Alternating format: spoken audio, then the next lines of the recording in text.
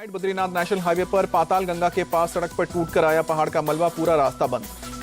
उत्तराखंड के खटीमा में ड्रोन से दिखा बाढ़ का मंजर, भारी बारिश के बाद बाढ़ जैसे हालात, खेतों में लगी फसल डूब। उत्तर प्रदेश के मुख्यमंत्री योगी आदित्यनाथ ने पीलीभीत में बाढ़ प्रभावित क्षेत्रों का हवाई सर्वेक्षण किया।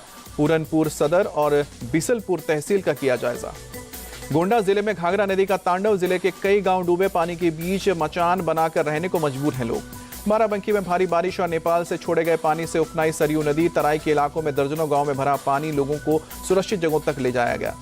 मुरादाबाद में भारी बारिश के चलते उफनाई रामगंगा नदी, 20 से ज्यादा गांव में बाढ़ जैसे हालात। असम के डिब्रूगढ़ में 108 गांव में डूबे करीब 23,000 लोग, बाढ़ से प्रभावित लोगों को सुरक्षित पहुंचाया गया।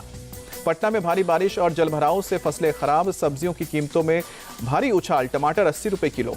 चंडीगढ़ शहर के कई हिस्सों में हुई बारिश से मौसम हुआ सुहाना। दिल्ली की जल मंत्री आतिशी ने बाढ़ से निपटने की तैयारियों की समीक्षा की, लोहा पुल और यमुना बैंक के निचले इलाकों का जायजा लिया।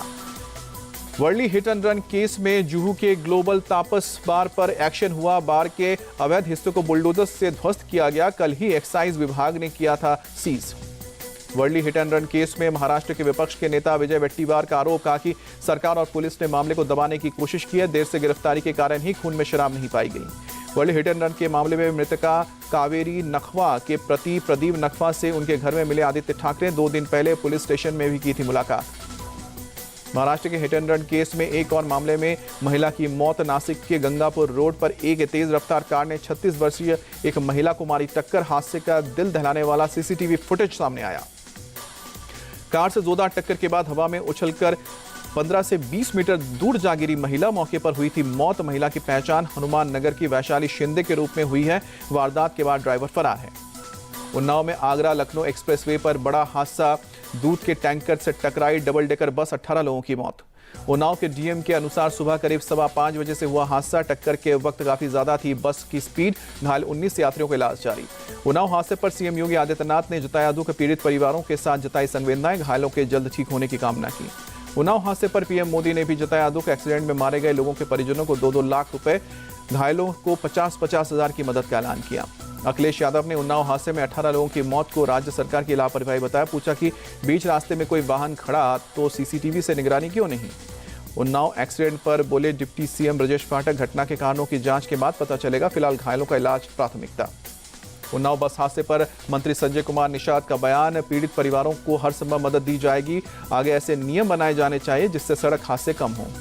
लोकसभा चुनाव के बाद फिर आमने सामने एनडीए और इंडिया गठबंधन। 7 राज्यों की 13 विधानसभा सीट पर उपचुनाव के लिए हो रही है वोटिंग। उत्तराखंड में मंगलौर विधानसभा उपचुनाव के दौरान हिंसा हुई। लिबरहेड़ी गांव में बूथ पर भिड़े 2 पक्ष, 3 से 4 लोग घायल हुए। डीएम और एसएसपी ने मौके पर पहुंचकर हालात को संभाला।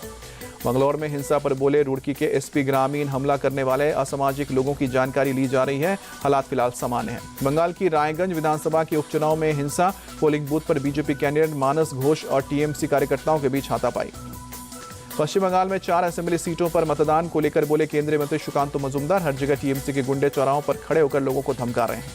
बंगाल के मानिकतला विधानसभा में सुरक्षा बलों ने पकड़ा फर्जी वोटर, पुलिस को सौंपा, दूसरे का आधार कार्ड लेकर वोट देने आया था।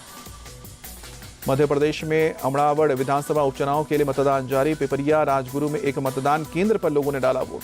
हिमाचल प्रदेश की 3 विधानसभा सीटों पर उपचुनाव को लेकर बोले नेता प्रतिपक्ष जयराम ठाकुर, मतदान के दौरान सरकार ने लोकतांत्रिक व्यवस्थाओं की धज्जियां उड़ाई, इसके बावजूद बीजेपी की जीत होगी। जालंधर पश्चिम विधानसभा उपचुनाव के लिए मतदान, कड़ी सुरक्षा के बीच मतदान जारी। तमिलनाडु के विक्रावंडी विधानसभा उपचुनाव के लिए मतदान जारी। डीएम के उम्मीदवार उन्नैयूर शिवा ने डाला वोट। कर्नाटक से बीजेपी सांसद रमेश जिगाजिनगी ने केंद्र में मंत्री नहीं बनाए जाने पर जताई नाराजगी, कहा कि दूसरे पूरे दक्षिण भारत से बीजेपी से मैं अकेला दलित जीत कर आया हूं। लखनऊ में 7,720 नए लेखपालों को सीएम योगी ने बांटे नियुक्ति पत्र, कहा कि प्रक्रिया पूरी होने के बाद लेखपालों के 4,700 पद और भरे जाएंगे। सीएम योगी ने पहली बार इसकी सरकार पर साधा निशाना, कहा कि 2017 से पहले भर्ती से पहले ही चाचा भतीजे वसूली पर निकल जाते थे, आज किसी सिफारिश की जरूरत नहीं है। बीएसपी सुप्रीमो मायावती ने हाथरस कांड की एसआईटी रिपोर्ट पर सवाल उठाया, लिखा कि घटना की जांच रिपोर्ट राजनीति से प्रेरित है। घटना में भोले बाबा को क्लीन चिट देने के प्रयास की चर्चा। छत्तीसगढ़ बीजेपी वर्किंग कमेटी की रायपुर में बैठक, केंद्रीय मंत्री मनोहर लाल खट्टर और सीएम विष्णुदेव साय मौजूद। प्रदेश के सभी बड़े नेता बैठक में शामिल। पटना मरीन ड्राइव के विस्तार के लिए तीसरे फेज का उद्घाटन, मुख्यमंत्री नीतीश कुमार ने किया उद्घाटन। मरीन ड्राइव पटना के विस्तार पर बोले डिप्टी सीएम विजय सिन्हा, ये बिहार को मुख्यमंत्री और प्रधानमंत्री की तरफ से सबसे बड़ा उपहार। पटना में एक जगह से दूसरी जगह जाना सुगम होगा। पटना मरीन ड्राइव के विस्तार के लिए तीसरे फेज के उद्घाटन पर बोले रविशंकर प्रसाद, इससे सीधे दीघा पहुंच सकते हैं, ये विकास के लिए अच्छी बात है। नीतीश कुमार का अभिनंदन। जेडीयू के राष्ट्रीय कार्यकारी अध्यक्ष संजय झा का बड़ा बयान, बोले कि नीतीश कुमार के नेतृत्व में ही लड़ेंगे 2025 का असेंबली चुनाव। एनडीए को 2010 से बेहतर परिणाम मिलेगा। 14 जुलाई से विदेश दौरे पर रहेंगे राहुल गांधी। पहले 10 जुलाई को जाना था विदेश। महाराष्ट्र में पंढरपुर यात्रा के चलते बढ़ाई तारीख। अरविंद केजरीवाल को फिर दिल्ली हाईकोर्ट से झटका। 15 जुलाई तक जेल में ही रहेंगे केजरीवाल। ईडी ने जवाब दाखिल करने के लिए वक्त मांगा है। ममता सरकार को सुप्रीम कोर्ट से बड़ी राहत, बिना राज्य की सहमति के नहीं होगी सीबीआई जांच। सुप्रीम कोर्ट ने कलकत्ता हाईकोर्ट के आदेश पर लगाई रोक।